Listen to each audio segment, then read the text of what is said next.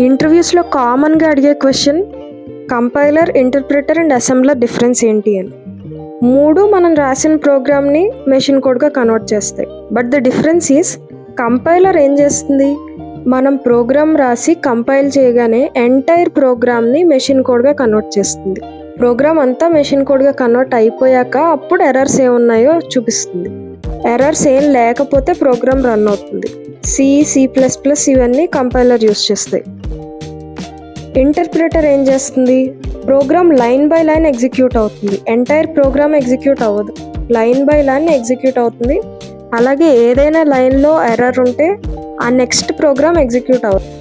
Okay, Python, Java script ఇవి interpreter use చేస్తాయి. Assembler ఏం చేస్తుంది, అసెంబ్లీ లాంగ్వేజ్ని మెషిన్ లాంగ్వేజ్గా కన్వర్ట్ చేస్తుంది. So the one line answer is compiler converts whole program at once, interpreter converts line by line, assembler converts assembly to machine code. ఇలాంటి మరిన్ని videos కావాలి అంటే hobby కిట్కి subscribe చేసుకోండి. Thank you for watching.